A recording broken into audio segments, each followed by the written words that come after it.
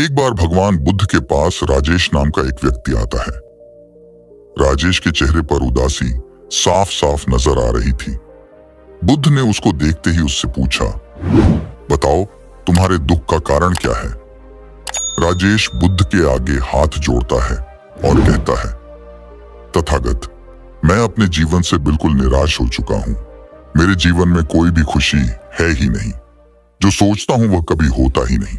पढ़ाई कर रहा था तब सोचता था कि अच्छे से पढ़ाई करूंगा तो अच्छी नौकरी मिलेगी और ज्यादा पैसे कमाकर माँ बाप के लिए एक घोड़ा गाड़ी खरीद लूंगा। अपनी पत्नी और बच्चों को एक अच्छी जिंदगी दूंगा। लेकिन अच्छे से पढ़ लिख कर भी नौकरी मिली तो सही, लेकिन इतने पैसे नहीं मिलते जिनसे यह सारी इच्छाएं पूरी कर सकूं। जैसे तैसे सिर्फ खाने पीने का इंतजाम हो पाता है। काम पर जाना और घर आना, बस यही मेरी जिंदगी बन चुकी है। राजेश की बातें सुनकर बुद्ध मुस्कुराए और थोड़ी देर शांत बैठे रहे। राजेश कुछ समझ नहीं पा रहा था। बुद्ध क्यों मुस्कुरा रहे हैं? क्या वह उसकी लाचारी पर मुस्कुराए? नहीं, बुद्ध ऐसा नहीं कर सकते। बुद्ध तो महान है। मेरी शायद सोच गलत है। बुद्ध राजेश के चेहरे की तरफ देखकर थोड़ी देर और शांत बैठे रहे। अब राजेश कुछ समझ नहीं पा रहा था। बुद्ध कुछ बता क्यों नहीं रहे हैं? अब राजेश फिर बोला, तथागत कृपा करें, मेरी समस्या का कोई तो समाधान करें। इस पर बुद्ध बोले, तुम्हारी समस्या कोई बड़ी नहीं है। सभी के जीवन में कोई न कोई समस्या होती है। जाओ, तुम्हारी समस्या का मेरे पास कोई हल नहीं है। अब राजेश बुद्ध के ये वचन सुनकर थोड़ा सहम गया और मायूस होकर वापस जाने लगा। घर पहुंचने के बाद वह निरंतर यही सोच में था कि बुद्ध ने ऐसा क्यों कहा। बुद्ध तो बहुत महान है और सबको उपदेश देते हैं, लेकिन मेरी समस्या का कोई हल नहीं है। राजेश के दिमाग में निरंतर बुद्ध की ये बात घूमे जा रही थी। वह पूरी रात सो नहीं पाया। प्रातःकाल होते ही वह अपने पिताजी के पास गया और सारी बात बताई। तब ये सुनकर उसके पिताजी भी जोर जोर से हंसने लगे और कुछ नहीं बोले। अब वह और उलझ गया और व्याकुल हो गया। आखिर मेरी बात सुनकर बुद्ध भी मुस्कुराए और पिताजी भी मुस्कुराए। राजेश को कुछ समझ नहीं आ रहा था। वो सोचने लगा, मैं बुद्ध के पास गया, उसके बाद मेरी परेशानी और बढ़ती जा रही है। अब राजेश फिर मायूस होकर बैठ गया और सोचने लगा, बुद्ध ने मुझे और उलझा दिया है। पिताजी भी कुछ नहीं बताए। अब राजेश ने निश्चय किया कि वह अब किसी को अपनी परेशानी नहीं बताएगा। वह खुद ही अपनी परेशानी को हल करेगा। यही सोचकर राजेश घर से निकल गया। लेकिन राजेश अब भी लगातार वही विचार कर रहा था। राजेश सोच रहा था कि ऐसा क्या बोल दिया मैंने, क्या झूठ कहा बुद्ध से कि मैं परेशान नहीं हूं। अब मैं पता लगा कर ही रहूंगा। राजेश सोचते सोचते एक राजा के बगीचे में पहुंचा। बगीचे पर कोई पहरेदार नहीं था। राजेश ने इधर उधर देखा और उसको भूख भी लगी थी। राजेश ने राजा के बगीचे से एक फल तोड़ा और खाने लगा। लेकिन एक फल से उसकी भूख शांत नहीं हुई तो कई फल तोड़े और ये सोचकर रख लिए कि पास में नदी के पास बैठाकर खाऊंगा, वहां पानी भी मिल जाएगा। लेकिन अब भी उसके मन में बुद्ध की वो हंसी चल रही थी। राजेश नदी के पास जाकर नदी का पानी पिया और एक पेड़ के नीचे जाकर बैठ गया और फल खाने लगा। तभी वहां पर राजा के कुछ पहरेदार पानी पीने के लिए आ गए और उन्होंने राजेश को फल खाते हुए देख लिया। पहरेदार राजेश के पास जाकर बोले, क्या तुमको पता नहीं ये राजा का बगीचा है?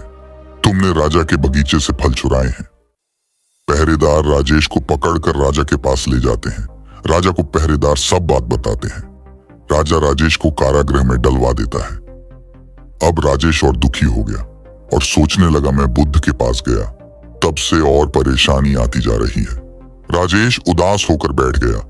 तभी राजा के दरबार में एक बुद्ध भिक्षु आए। राजा ने बुद्ध भिक्षु का आदर सम्मान किया और राजा बोले, मुनीबर, मेरी एक आपसे प्रार्थना है, कृपा आप मना मत करना। बुद्ध भिक्षु ने बोला, ठीक है राजन, बताओ आखिर तुम एक भिक्षु से क्या चाहते हो? राजा बोला, मुनीबर, मेरे राज्य में अपराध बहुत हो गया है। मैं चाहता हूं आप मेरे कारागृह में बंद अपराधियों को ज्ञान दें, जिससे वो बाहर जाकर फिर अपराध नहीं करें। बुद्ध भिक्षु ने कहा, ठीक है राजन। भिक्षु को राजा कारागृह में लेकर गया और भिक्षु उनको उपदेश सुनाने लगे। राजेश भी वहीं पर बैठा था। अब राजेश सोच सोच कर थक चुका था, लेकिन उसने अपनी परेशानी को किसी को नहीं बताने की कसम ली थी। लेकिन उसका साहस अब जवाब दे गया था। उसने खड़े होकर बोला, है मुनीबर, मैं जब से बुद्ध के पास गया हूं और भी ज्यादा दुखी हो गया हूं। बुद्ध भिक्षु हैरान हो गए और बोले, भला भगवान बुद्ध के पास जाकर कोई कैसे दुखी हो सकता है? तब उसने सारी कहानी भिक्षु को बताई। भिक्षु को समझ आ गया था कि बुद्ध ने उसको क्यों कुछ नहीं बताया था। बुद्ध भिक्षु बोले, ठीक है, मैं तुम्हारी परेशानी को हल करने को तैयार हूं, लेकिन इससे पहले तुमको मेरे साथ चलना होगा। राजेश ने बोला, ठीक है, मैं तैयार हूं। बुद्ध भिक्षु उसे एक पास के फूलों के बगीचे के पास लेकर गए। बुद्ध ने राजेश से कहा कि तुम इस बगीचे में जाओ और तुम्हें जो सबसे सुंदर फूल नजर आए उसे मेरे लिए तोड़ कर ले आओ। बस एक बात ध्यान में रखना कि तुमको बिल्कुल सीधे चलते हुए फूलों को देखना है और जो फूल सुंदर लगे उसे चुनकर लाना है। एक बार जिस फूल के आगे तुम निकल गए उसे तुम पीछे मुड़कर नहीं तोड़ सकते। राजेश बुद्ध भिक्षु की बात ध्यान से समझने के बाद बगीचे में गया। राजेश को बगीचे में प्रवेश करते ही कई सारे सुंदर फूल दिखाई दिए, लेकिन राजेश ने उनमें से एक भी फूल नहीं तोड़ा, क्योंकि उसे विचार आया कि हो सकता है आगे इनसे भी ज्यादा सुंदर फूल मिले। अधिक सुंदर फूल की आशा में राजेश बगीचे के अंतिम छोर तक पहुंच गया। अब हालत यह थी कि बगीचे के अंतिम छोर पर कुछ फूल तो थे, लेकिन सारे सूखे हुए थे।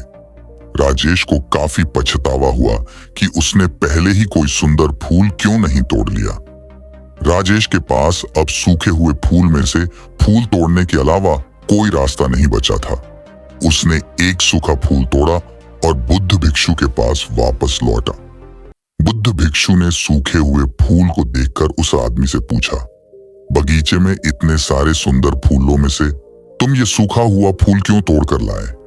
राजेश ने कहा, इस विचार से कि आगे और अधिक सुंदर फूल मिलेगा, मैंने सभी सुंदर फूलों को पीछे छोड़ दिया, इसलिए मुझे अंत में यह सूखा हुआ फूल तोड़कर लाना पड़ा। बुद्ध भिक्षु ने कहा कि यही समस्या तुम्हारी भी है। यह बगीचा तुम्हारा जीवन है और इसमें वह सभी तरह के फूल छोटी मोटी खुशियां हैं। तुमने ज्यादा बड़ी खुशी की आशा में इन सभी छोटी छोटी खुशियों को पीछे छोड़ दिया है। घोड़ा गाड़ी पाकर शायद तुम्हारे माता पिता इतने खुश ना हो जितना तुम उनके पास बैठकर उनसे बातें करोगे, उनकी सेवा करोगे तब होंगे। किसी बड़े पर्यटन स्थल पर जाकर तुम्हारे बीवी बच्चे खुश हो सकते हैं, लेकिन उससे भी ज्यादा खुश वो तब होंगे जब तुम उनके साथ समय बिताओगे, उनसे प्यारी बातें करोगे, उनके साथ खेलोगे, उनके साथ अपने मन की बातें साझा करोगे। बुद्ध भिक्षु की बातें उस राजेश को समझ में आ गई और बुद्ध भिक्षु राजेश से बोले, बुद्ध यही चाहते थे, तुम खुद अपनी समस्या का हल खोजो, क्योंकि मानव मन की लालसा कभी खत्म नहीं होती। उसे जो मिला है उससे अधिक की इच्छा होती रहती है। कभी कभी वो जीवन में खुश और सुखी नहीं रह पाते और जो पास है उसको भी गवा देते हैं। जैसे तुमको बस बुद्ध की हंसी ने इतना विचलित कर दिया कि तुमने खुद अपनी समस्या का हल खोजने का मन में ठान लिया और आखिर तुमको जवाब मिल गया। बुद्ध ने तुमको इसलिए ही हल नहीं बताया कि कल को और कोई नई परेशानी तुम्हारे सामने खड़ी होगी और तुम दूसरों से अपेक्षा करके बैठे रहोगे कि कोई तो तुम्हारी मदद करेगा, लेकिन अब तुम खुद से लड़ना जान चुके हो। अब तुम खुद अपनी और अपने परिवार की रक्षा करते हुए आराम से जिंदगी को समझते हुए आनंद के साथ खुशी से रह सकते हो। अगर बुद्ध तब तुमको तुम्हारी समस्या का हल देते तो तुम खुद से कभी प्रयास नहीं करते, लेकिन अब तुम सब जान चुके हो। राजेश समझ चुका था और राजा ने उसको रिहा कर दिया। उसने भिक्षु को प्रणाम किया और घर वापस आ गया। उसकी विचारधारा बदल गई थी। वह अपने उसी पुराने जीवन में खुश रहने लगा जिसमें वह पहले दुखी रहा करता था। दोस्तों, यही तो हम भी अपने जीवन में करते हैं।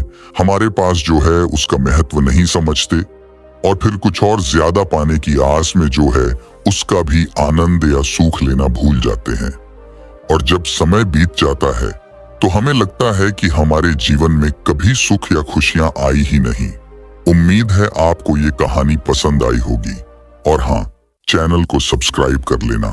धन्यवाद।